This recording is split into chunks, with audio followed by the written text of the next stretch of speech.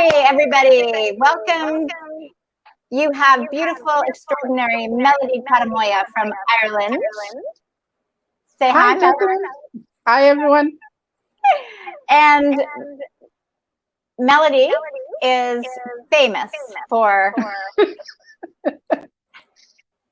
helping people learn to love themselves, to transform. And this is what it's all about, learning to love everyone and love the planet as we're all in this pause. Are you hearing me reverberating? Or am I only hearing me reverberating? I can hear you fine. You're kind of pausing a little bit, but not too much that it sounds weird. Okay. Well, we'll just go with it. And so I understand since the last time we talked, Melody, you have actually published a book. Yes. Woohoo. And what is the book about? Oh, here's the book. It's called Why Self-Love is the Key to True Love. And it's a story about my journey in life, about how I learned to love myself in order to, to save my marriage. I learned to love myself, and then as a result of that, I saved my marriage. And we were talking a little bit about that, right? Self-love really is a necessity in order to fully receive love from someone else, isn't it? Yes, definitely. And in your journey, was it easy? Not at all. For one thing, I had no idea what I was doing. I just found I was terribly unhappy, and I didn't want to be unhappy. So I decided then it was my husband's fault. So, and because of that, I had to leave him. And because I had to leave him, I kind of said, okay, I left him emotionally. Like I just stopped caring too much about what he was doing and stuff like that, and not treating him like my second child, but really just leaving him to do his own thing, do his own laundry, look after his stuff, and take care of me. So I started focusing on more like, what do I want? What am I doing? Do I want to meet my friends? Do I not want to? Do I want to read a book and stuff like that? And I just got happier. I just became someone who was, I guess, easier to live with. And then slowly my husband started talking to me again. And because I had said I'm not even going to bother fighting with him anymore because there's no need. Right. I just talk to him and then we just became friends, and our marriage as a result was saved. So yeah, it was a bit weird. It wasn't easy at all because I had to question everything. I thought I knew about what a relationship is, what a woman is supposed to do in a relationship, what I was supposed to contribute, and what I was supposed to do.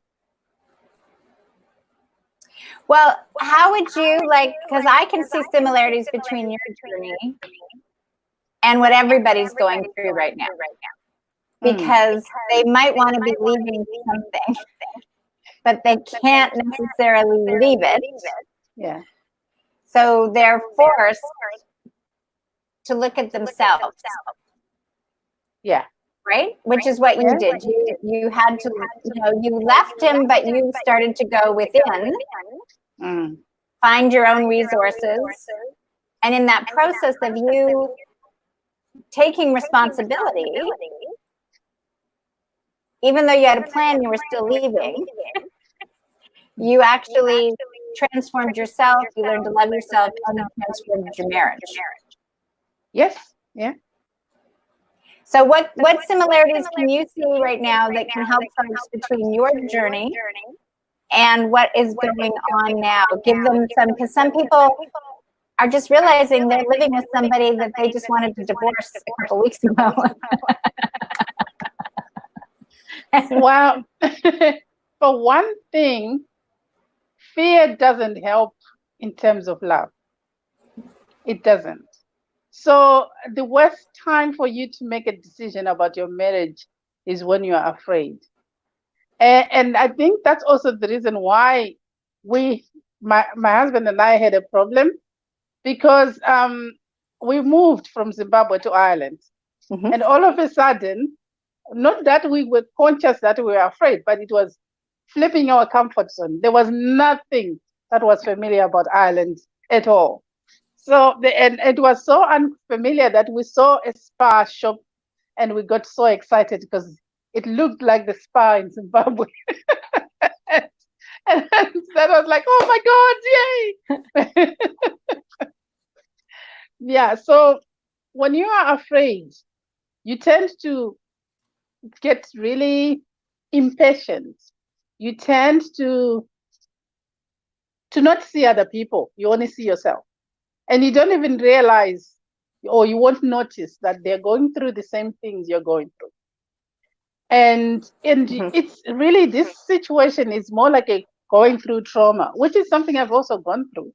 But it's a situation where you freeze completely, or you go all the time because flight, fight, whatever, and Right. sometimes play dead. Yeah, and Play but dead. What do you mean? Sometimes you play dead. yeah, you can't do anything. You're just literally frozen. You are Okay. there sitting, but you're not. You can't think productively. You can't act productively because you're just in a state of let's hope the animal doesn't see me and they will leave me here thinking I'm already dead. That kind of thing. So fear can actually paralyze you, Oh yeah, it does. right? And Mhm. and so that's what you're saying to people now is they can either be in that fear mode or they can be opening to love. And in that process, as you opened, you had to deal with issues Yes. and the trauma, right? Yeah. Which some people are experiencing now. Yeah. Trauma. My life is changing. Oh, my life is not as I knew it is over. And this was, and I'm going to fast forward because we're talking about trauma. This happened a lot to me when my husband died, because it was like, oh my God, who am I now? Right. My life as I knew it was completely over, and it was out of my hands. I was not in control at all, Right. which for a control freak like me, it's not a pretty sight. It's not. Okay. Because I had gone from I'm going to do everything I can to save your life. That's what I said to my husband, because for some stupid reason I thought it was up to me. And yeah, and learning that it's not up to you and there's nothing you can do about it is a very big humble pie to eat. But it's also very grounding, because that's when you realize that there's something else at play that I can actually really just let go to and say, okay, you do it. I obviously can't do this. You do it. Right. And getting to that stage of you do it. I did it even at the time, just after he died, because we were completely broke then. Mhm. All our money was spent because he had not been working for almost 18 months. And I remember saying to him, you want to go to Zimbabwe? And I have no money. I don't even know how to do it. And just do it. I'm not even going to lift a finger to do anything about this. Right. And miraculously, strangely, we did manage to take him home. And I didn't spend any of my money either. That can you say more about that? Because you're saying your husband, what I'm hearing you say is your husband's wish was to be buried back home. Yes. And you were saying, I don't have enough money to do that. Yeah, I don't have any money to do that. That's more like it. Okay, so I have no money to do that. And this is very, I want to get people present to this, because a lot of people are right now fearful that they're losing their sense of income and their job might not be there. Yeah. So what was that like for you to say, I'm letting go? And how did it It happen? was freedom, because I didn't have to stress about it. I didn't even need to think about it. I just said, well, if you want to go home, if you feel you should go home, You do it. And I was talking to him after he was dead. Remember that? His body was lying there. And I was like, it's all right. You know what? This is up to you. You do it. If you want to go home, you make it happen. Because I am done looking after you. I can't do anymore. I've done I've given you everything I have. Right. And my friend at the time I think he died on a Monday. On the Sunday, my friend had called friends over and did some kind of prayer meeting thing. And and I was and I wasn't even there. I didn't even attend because I was with him. And and then people said, "Oh yeah, maybe let's do a collection or something." And people started doing a collection. And then he passed away on the next Monday. And the school where the girls were going were told that he had passed away. And then they said, "Oh, but the situation is he wants to go home, but he really can't go home." So people just started. And where I work as well, they all just started gathering money together. And all of a sudden, we had enough money, not just for him, but for us to go and take him home, the four of us.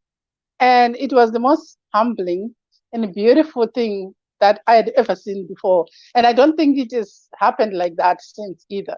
It was like a one-off thing. But it showed me that if I let go of the reins, things will happen. I don't have to be in control. And this has been the biggest lesson for me, because like I've said before, I am a control freak. Right. I need to know exactly what's going to happen and when. But I also know things happen when I stop wanting to control things. When I let go of the reins, when I say, okay, it will happen when it happens, but it's not up to me.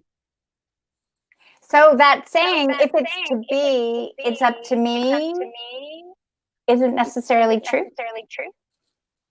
No, it's not true at all, because all I know is I need to know exactly what I want, and I need to understand that is good for me, or I want it actually. Because sometimes we say we want things, we get them, and then we start thinking, why did I say I want this?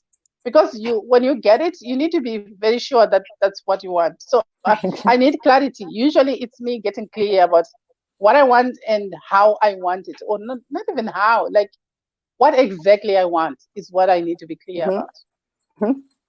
And so I spend a lot of time getting more clarity on things I want than on trying to make them happen. So let's just say that again, right? So you're spending more time getting clear, yeah, on what you want to happen in your life and how that feels good for you. Yeah. Versus in the past, you were busy trying to figure out and control how it was going to work.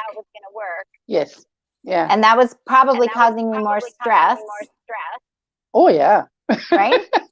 Yeah. So I just want to make that point for everybody. So when Melody was the control freak, as she said, she's stressed about figuring it all out and spending all that time. When she spent the time getting clear on what made her feel good and what she'd really like to have happen in her life, being careful, because sometimes we wish for things, as she's saying, wish for things that we don't really want. But when we're clear on what we want and you let go, it's humbling how the universe provides. Isn't it? Yeah. It is. It's so humbling that, the one thing I want to perfect in my life is that getting to a point where I am so clear about what I want, things just happen. Because when they do, when I get it right, when I get out of the way. So my aim is to get out of the way as much as I can, or as much as possible, to let miracles happen in my life. Because whenever I do, they do happen. So obviously, there's something for me to learn there. And I think there's something for us to learn as people, because we have tried to control life so many times. when I still think about when 2020 started and people were saying, this is the year of miracles and this is the year of whatever and this is the year of whatever. And it Right. looks like for the next 6 months, we're going to not be doing what we thought we were going to be doing.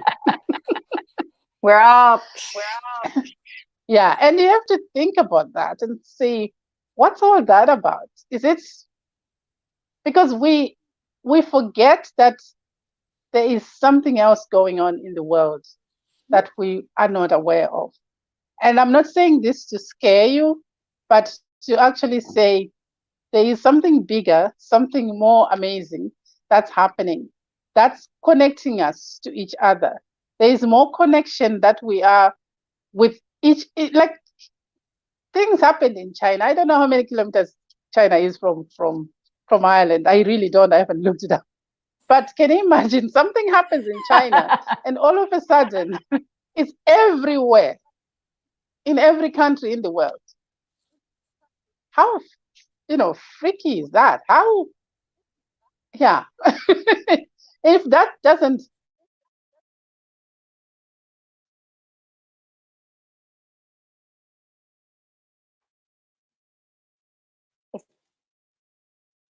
if you don't realize, I don't know if it's I've frozen or Melody is frozen. Melody's back. Yes. I am back. So when she mentioned it was freaky, you went, Yes. Words. Mm. But what you're saying is true. We're aware. They've made us aware. Yes. Because things have been happening and suffering has been happening all over the planet every day previously. You know what your family and has been going through in Zimbabwe and Namibia, before this happened, right? Wars were happening and people were like, oh, yeah, I'm just going about my life. Sure. Yeah. Now we're conscious that this death thing could happen, and I'm kind of always looking, going, look at the statistics. I mean, in more people died of flu last year. Like, well, in Canada, it's like not even 10% of the people that have been tested have it. Most people have been tested negative. That's an impact on the health system, right? Then the actual cases compared to last year's flu doesn't make any logical sense. But the gift, as you say in this, is we're all opening our heart and learning to self-love for ourselves. What do we really love to do now that we only have ourselves to live with? You better know how to live with yourself. Otherwise, things are going to be very difficult for you. Right? Yeah. So in self-love, you have in your book, you have tools and exercises to help guide people during this time of self-isolation, time to go within. It's a forced time to look at yourself if you choose, right? I actually think there's a big benefit here that I know, there's Netflix and there's whatever, so many other things you could be distracting yourself with.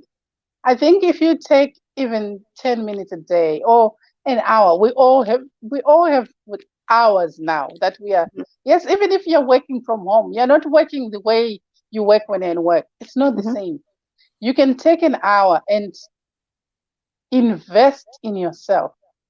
Just to sit with yourself and ask questions like, who am I? What am I doing? What matters to me? What are my values?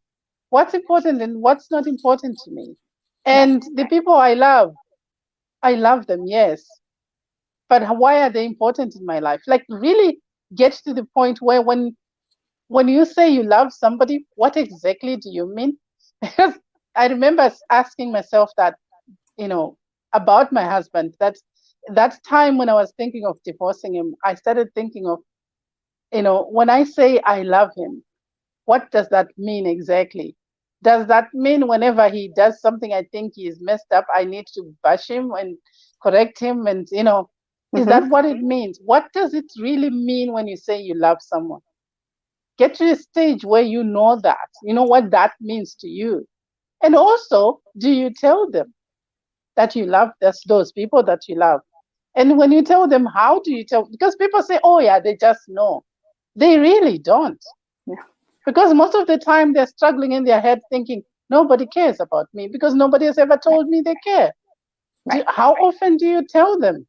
Because if you tell them enough, and not just tell them, but show them Mhm. how much you love them in whatever way, not just to say, I bring a paycheck, like most men would say, I bring a paycheck, that means she should know I love her. You know, Right. if you just take the time to really think about those things, you are on your path to self-love. Because what will happen is, if you don't have the connection to yourself, you are Mhm. not going to have a connection with anyone, and you will know that. So if you pause at this time and just look at who you are and what matters to you, you will gain a lifetime of wisdom, a lifetime of discovery that you otherwise wouldn't have an opportunity to find. And I think that's just awesome. I I really think it's awesome, despite the fact that the ozone layer is already healing, and if anyone had said let's all stay home to save the planet, people would have said you are crazy.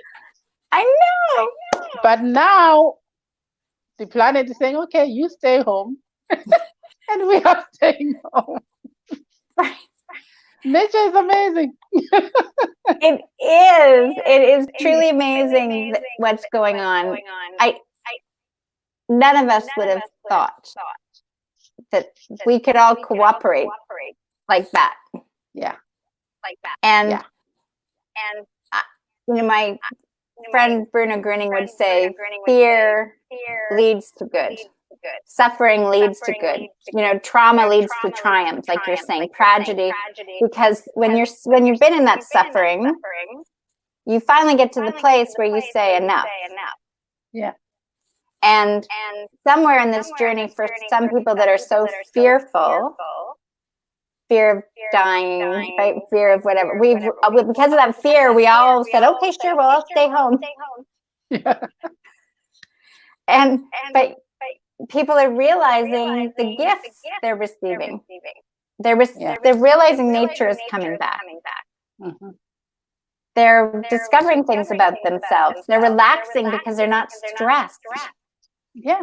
Going on the treadmill to work or the conveyor belt in and out. Like, what has been the benefit for you and those in your house in Ireland? Well, the benefit is we all have time to exercise.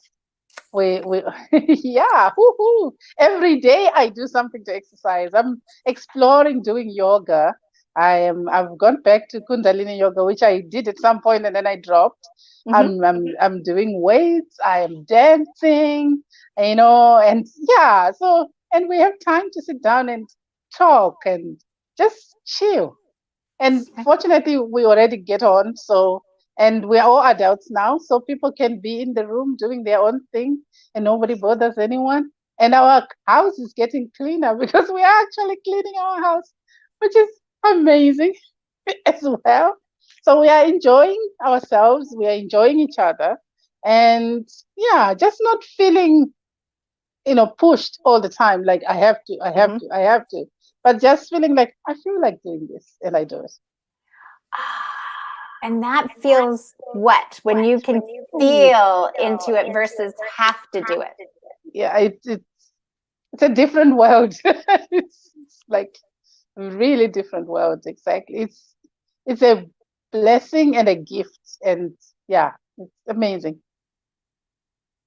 So is this also like the icing on the cake after all the work you've done, learning to self-love, going through losing your husband, coming into full power and realizing you have a gift to help women and others transform their tragedy into triumph? And now you're like, now I just get to be at home and move and stretch and dance and clean and enjoy the people I love. And Dr. Jacqueline, who is all the way over there in Canada. Yeah, it's like, I used to say when I was a teenager and young, and even young 20s and stuff, I used to say I can't be in a room by myself. Mhm. It used to freak me out every time I had to be alone. And because I didn't like what I was thinking, I don't know why I didn't like being myself. Right. It just scared me somehow. But I've managed over years of my husband dying and me going inside and finding that actually there's a lot of good that's going on between my head and my heart. A lot of good. So I maximize on that. I listen to myself think, and I see the things I think about. And some of the things I think about, I talk about them on my Facebook page and tell people about how to be loving, not just to yourself but to others, how to connect with them, how to be present. Because one thing I've learned more than anything is when you are present, there is no way you can be harsh and cruel and whatever. No way. Right. Yeah. So your page is what? My page is Heart Passion Melody on Facebook. Yes. Because And my website, yes, and my website is heartpassioninstitute.com. Okay. And where can they get a copy of your book? Oh, on Amazon. Why Self-Love is the Key to True Love is available on Kindle and as print copy. And so print copies still get shipped. They can get it. So can you put the link in the comments so people know where to find you? And when each of us learns to self-love, and I think that's what it's about now, is we're coming into this heart and realizing we do love each other. We do think we're magnificent, and you've got those tools to help people release, right? Help them discover themselves. Then we really are this. We are the world. We are the we are the ones who make a brighter day. So let's start giving. We're loving each other, right? Yeah. Oh, yeah, so fun. Well, I mean, to me, if we're not going to keep it, joyful and enjoy our life, I'm not really sure why we're here. Yeah, exactly. There's no point if we're going to be suffering and stuff instead of just enjoying our lives. None whatsoever. Well, I like the saying that says when you've gone through suffering, right? You've been there. Like when you've been in hell, you're not going back. No, you're not. You're just never going back. There are people that because when you're in hell, you learn the skills to cope with hell. I'm like, it's on the other side of the gorge. That's the way I look at it. It's like I've crossed the bridge. It's a one-way bridge. Yeah. Like I've even said, if I or when I meet someone and I fall in love with them, if they die on me, I don't think it will ever be as heart-wrenchingly painful as it was the first time. Right. Because now I know what I can do to save myself, to help myself. Whereas then I literally just, and I do encourage people to feel their emotions. It's very important. Yeah. But you also need to do it with tools so that you can take yourself out of it. You're not permanently in this space that you can't get out of. You need to, allow yourself to feel, but also take yourself out and feel some good, because life is meant to be enjoyed, not to be tolerated. And there is definitely no price for suffering. I'm always saying that. There is no way you're going to die one day and God is going to say, yes, my child, here is your price for suffering. I don't believe that's ever going to happen. So there's no need for us to suffer. And the more you can get back to joy as much as you can, it will help you. It will strengthen your muscle for absorbing and disabling pain as much as you can. Right. And in your book, you go through those processes, right? You help people to release, because you do need to release the emotions. You need to release the pain, the fear, the anxiety, the grief. So those that are experiencing that right now, we're saying it's your opportunity to release it versus be consumed by it. Yeah. And as you release it, you'll feel freer and you'll want to be dancing and doing yoga and Yeah, because I'm the one who's telling people, I don't think, yes, you have to be careful. You have to take care of yourself and make sure you don't spread the disease to people who don't have the resources to cope. But you can also still be calm about it. There's no need to freak out. I've said this sentence, there's no need to freak out, to almost maybe 20 people since this whole thing started. And I still don't understand why people are freaking out. But I know why. I get it on an intellectual level. But personally, I'm not doing it. So I'm like, okay, I really don't know how this is even going to help you, because it's not. right. You're just going to go, "Ah," and not get out. So yeah. Yeah, well, I think that's like freaking out to me when the fear and the anxiety and the actually suppresses your immune system, Yes. right? And what they're wanting to do is stay strong and healthy, and they're oh my god, is causing more issues because you're tightening up just even as I'm pretending to be there, right? But if you're like, okay, I surrender to the moment. Mm-hmm. This moment I'm with Melody. This moment I'm with Melody. Yes. And this moment I'm with Melody. Oh, there is Melody. Yeah. Then you feel that sense of peace in your body. Yes. Because we can't do anything, like you said, out there. Mm-hmm. It goes back to the story with you saying I had no money. Right? Exactly. No money. If something's going to happen to any of us, it's going to happen to any of us. Yes. So keep your joy. Learn to love yourself. Get a copy of Melody's book. Yes. It will help you get the tools that you need to survive this episode in our lives that we are going to write about and talk about. I don't know if you need to. Yeah, no, it's the self-love to global love, really. That's the idea. We're having this huge love transformation. And I think there's a lot of things that can be done, well, are you actually reading? Do you have a reading group going on? I haven't started it yet, but I will be starting it soon.